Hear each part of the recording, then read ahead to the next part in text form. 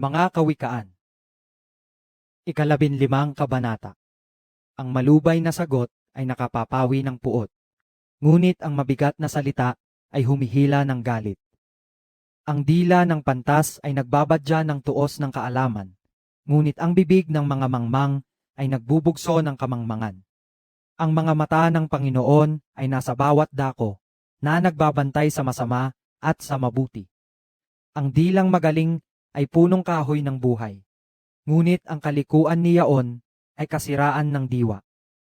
Hinahamak ng mangmang ang saway ng kanyang ama, ngunit siyang nagpapakundangan ng saway ay gumagawang may kabaitan. Sa bahay ng matuwid ay maraming kayamanan, ngunit sa mga pakinabang ng masama ay kabagabagan. Ang mga labi ng pantas ay nagsasabog ng kaalaman, ngunit ang puso ng mangmang ay hindi gayon. Ang hain ng masama ay kasuklam-suklam sa Panginoon, ngunit ang dalangin ng matuwid ay kanyang kaluguran. Ang lakad ng masama ay kasuklam-suklam sa Panginoon, ngunit iniibig niya ang sumusunod sa katuwiran. May mabigat na saway sa kanya na nagpapabaya ng lakad, at siyang nagtatanim sa saway ay mamamatay. Sheol at kapahamakan ay nasa harap ng Panginoon. Gaanong higit pa nga ang mga puso ng mga anak ng mga tao. Ayaw ang manglilibak na siya'y sawayin. Siya'y hindi paroroon sa pantas. Ang masayang puso ay nagpapasaya ng mukha, ngunit sa kapanglawan ng puso ay nababagabag ang diwa. Ang puso ni Yaong nag-uunawa ay humahanap ng kaalaman, ngunit ang bibig ng mga mangmang ay kumakain ng kamangmangan.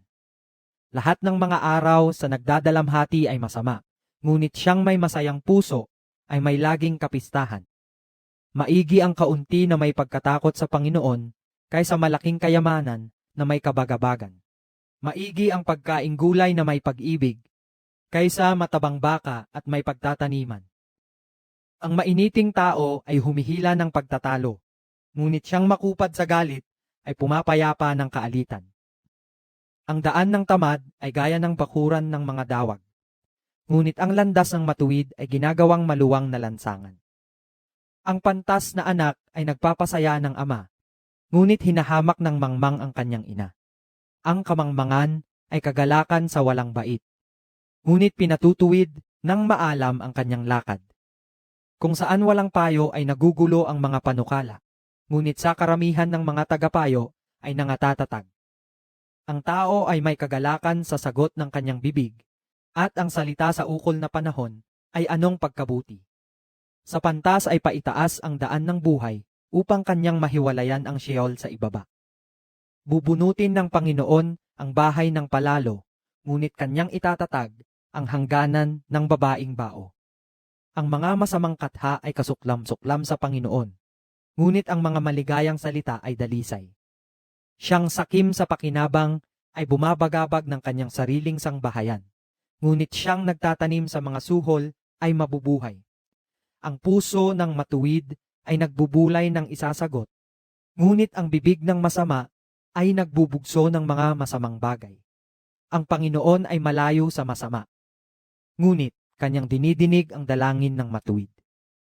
Ang liwanag ng mga mata ay nagpapagalak ng puso, at ang mabubuting balita ay nagpapataba ng mga buto. Ang taingang nakikinig sa saway ng buhay ay tatahan sa gitna ng pantas. Siyang tumatanggi sa saway ay humahamak sa kanyang sariling kaluluwa. Ngunit siyang nakikinig sa saway ay nagtatamo ng kaawaan. Ang pagkatakot sa Panginoon ay turo ng karunungan, at sa unahan ng karangalan ay nagpapauna ang pagpapakumbaba.